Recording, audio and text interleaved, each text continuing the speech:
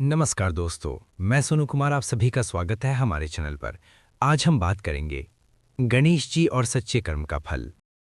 एक छोटे से गांव में रामू नाम का एक गरीब किसान रहता था। उसका जीवन बहुत कठिनाइयों से भरा हुआ था, लेकिन उसके दिल में हमेशा भगवान गणेश के लिए अटूट श्रद्धा थी। हर सुबह सूरज निकलने से पहले वो उठ जाता, नहा धोकर मिट्टी से बने छोटे से मंदिर में गणेश जी की पूजा करता। रामू के पास ज्यादा कुछ नहीं था, ना अच्छी जमीन, ना अच्छे कपड़े, ना ही भरपेट भोजन। फिर भी वो कभी शिकायत नहीं करता था। उसका विश्वास था कि सच्चे कर्म करने वाला कभी भूखा नहीं मरता और भगवान उसकी मदद जरूर करते हैं। कठिन जीवन लेकिन सच्चा मन। गांव के दूसरे लोग रामू का मजाक उड़ाते थे। वे कहते, अरे रामू, तू रोज पूजा करता है, लेकिन तेरी हालत तो और खराब होती जा रही है। रामू मुस्कुराकर जवाब देता, भगवान सब देख रहे हैं, समय आने पर फल जरूर देंगे। एक दिन गांव में एक बड़ा व्यापारी आया। उसने गांव वालों से कहा कि वो उनकी जमीन खरीदना चाहता है और उन्हें अच्छे पैसे देगा। कई लोग लालच में आकर अपनी जमीन बेचने लगे। रामू के पास भी थोड़ी सी जमीन थी, लेकिन उसने बेचने से मना कर दिया। व्यापारी ने कहा, सोच ले, ये मौका बार बार नहीं आएगा। रामू बोला, मेरे लिए ये जमीन सिर्फ जमीन नहीं, मेरी मेहनत और भगवान का आशीर्वाद है। मैं इसे नहीं बेच सकता। एक रहस्यमयी घटना। उस रात रामू को एक सपना आया। उसने देखा कि एक साधु उसके सामने खड़े हैं। वो साधु कोई और नहीं बल्कि स्वयं भगवान गणेश थे, लेकिन रामू उन्हें पहचान नहीं पाया। साधु ने कहा, रामू, कल सुबह खेत में जाना और जो भी मिले उसे संभाल कर रखना। रामू ने सुबह उठते ही उस सपने को याद किया और बिना देर किए अपने खेत की ओर चल पड़ा। चमत्कारी खोज। जब वो खेत में पहुंचा तो उसने देखा कि मिट्टी के अंदर कुछ चमक रहा है। उसने उसे खोद कर निकाला। वो एक छोटा सा संदूक था। रामू हैरान हो गया।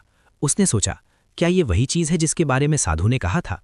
संदूक खोलने पर उसमें सोने के सिक्के और गहने थे, लेकिन रामू के मन में लालच नहीं आया। उसने सोचा, ये भगवान की परीक्षा भी हो सकती है। सच्चे कर्म की शुरुआत। रामू उस संदूक को लेकर गांव के मुखिया के पास गया और सारी बात बता दी। मुखिया और गांव वाले हैरान रह गए। कई लोगों ने कहा, रामू, तो इसे अपने पास रख ले, ये तेरा हक है। लेकिन रामू बोला, अगर ये किसी का खोया हुआ खजाना है तो उसे वापस मिलना चाहिए। मैं गलत तरीके से कुछ नहीं लेना चाहता। रामू की ईमानदारी देखकर सब चुप हो गए। आगे क्या होगा? क्या सच में ये भगवान गणेश की परीक्षा थी? क्या रामू को उसके सच्चे कर्मों का फल मिलेगा? ये रही कहानी का अगला भाग। रामू की ईमानदारी की चर्चा पूरे गांव में फैल गई। लोग जो पहले उसका मजाक उड़ाते थे, अब उसकी तारीफ करने लगे, लेकिन हर किसी का मन साफ नहीं था। लालची लोगों की साजिश। गांव का एक धनी आदमी श्यामलाल ये सब देखकर जलने लगा। उसने सोचा, रामू इतना गरीब होकर कि इतना ईमानदार कैसे हो सकता है? जरूर इसमें कोई चाल है। श्यामलाल ने मुखिया के पास जाकर झूठ बोला, वो संदूक मेरा है, कई साल पहले मेरे दादा ने खेत में गाड़ा था। मुखिया दुविधा में पड़ गया। उसने रामू को बुलाया और सारी बात बताई। रामू ने शांत स्वर में कहा, अगर ये सच में इनका है तो इन्हें दे देना चाहिए, मुझे कोई आपत्ति नहीं है। रामू की बात सुनकर श्यामलाल के चेहरे पर एक चालाक मुस्कान आ गई। सच की परीक्षा। मुखिया ने फैसला किया कि सच्चाई जानने के लिए अगले दिन पंचायत बैठाई जाएगी। पूरे गांव के लोग इकट्ठा हुए। मुखिया ने श्यामलाल से पूछा, अगर ये संदूक तुम्हारा है तो इसके अंदर क्या है बताओ। श्यामलाल घबरा गया, क्योंकि उसे असली जानकारी नहीं थी। फिर भी उसने अंदाजा लगाकर कहा, उसमें चांदी के गहने हैं। लेकिन जब संदूक खोला गया तो उसमें सोने के सिक्के और कीमती गहने थे। गांव वाले समझ गए कि श्यामलाल झूठ बोल रहा है। मुखिया ने गुस्से में कहा, तुमने लालच में आकर झूठ बोला है, ये बहुत बड़ी गलती है। श्यामलाल शर्म से सिर झुकाकर खड़ा रह गया। भगवान की दूसरी परीक्षा। उस रात फिर से रामू को वही साधु सपने में दिखाई दिए। असल में वे स्वयं भगवान गणेश थे। साधु बोले, रामू, तुमने ईमानदारी दिखाई, लेकिन अभी तुम्हारी परीक्षा पूरी नहीं हुई है। कल तुम्हारे सामने एक और मौका आएगा, ध्यान रखना। रामू ने विनम्रता से सिर झुका दिया। अनजान यात्री की मदद। जब रामू खेत जा रहा था तो उसने रास्ते में एक बूढ़े आदमी को देखा। वो बहुत थका हुआ और भूखा लग रहा था। बूढ़े ने कमजोर आवाज में कहा, बेटा, क्या मुझे थोड़ा पानी और खाना मिल सकता है? रामू के पास खुद खाने के लिए बहुत कम था, लेकिन उसने बिना सोचे अपना खाना उस बूढ़े को दे दिया और पास के कुएं से पानी लाकर पिलाया। बूढ़े की आंखों में आंसू आ गए। तुम बहुत अच्छे इंसान हो, भगवान तुम्हें जरूर खुशियां देंगे। रामू बस मुस्कुरा दिया। चमत्कार की शुरुआत।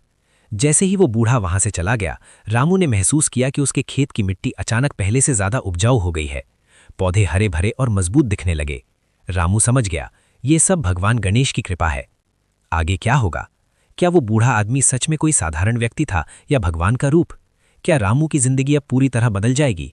ये रही कहानी का अंतिम भाग। रामू अब समझ चुका था कि उसकी हर परीक्षा के पीछे कोई ना कोई दिव्य शक्ति है। उसके खेत की फसल दिन प दिन लहलहाने लगी। जहां पहले मुश्किल से अनाज उगता था, अब वहां भरपूर पैदावार होने लगी। खुशियों की बहार।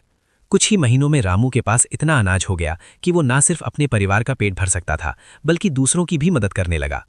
गांव वाले अब उसे सम्मान की नज़र से देखने लगे, लेकिन रामू के मन में जरा भी घमंड नहीं था। वो हर दिन पहले की तरह ही सादगी से गणेश जी की पूजा करता और कहता, हे प्रभु, ये सब आपकी कृपा है, मैं तो सिर्फ आपका सेवक हूं। श्याम लाल का पश्चाताप। दूसरी ओर श्याम लाल को अपनी गलती का एहसास होने लगा था। उसने लालच में आकर झूठ बोला था, जिससे उसकी इज्जत गांव में गिर गई थी। एक दिन वो रामू के पास आया और बोला, रामू, मुझे माफ कर दो, मैंने लालच में आकर तुम्हारे साथ गलत किया। रामू ने मुस्कुराते हुए कहा, गलती इंसान से ही होती है, लेकिन उसे सुधारना सबसे बड़ा काम है। मैं तुम्हें दिल से माफ करता हूं। श्याम लाल की आंखों में आंसू आ गए। उस दिन से उसने भी ईमानदारी का रास्ता अपनाने का फैसला किया। सच्चाई का खुलासा। उसी रात रामू को फिर से वही साधु सपने में दिखाई दिए, लेकिन इस बार उनके चेहरे पर एक अद्भुत तेज था। साधु बोले, रामू, तुमने हर परीक्षा में सच्चे मन और अच्छे कर्मों का रास्ता चुना। अब समय आ गया है कि तुम्हें सच्चाई बताई जाए। अचानक वो साधु अपने असली रूप में आ गए। वे स्वयं भगवान गणेश थे। रामू ये देखकर भाव्यभोर हो गया। वो उनके चरणों में गिर पड़ा और बोला, प्रभु, मुझे नहीं पता था कि आप स्वयं मेरी परीक्षा ले रहे थे।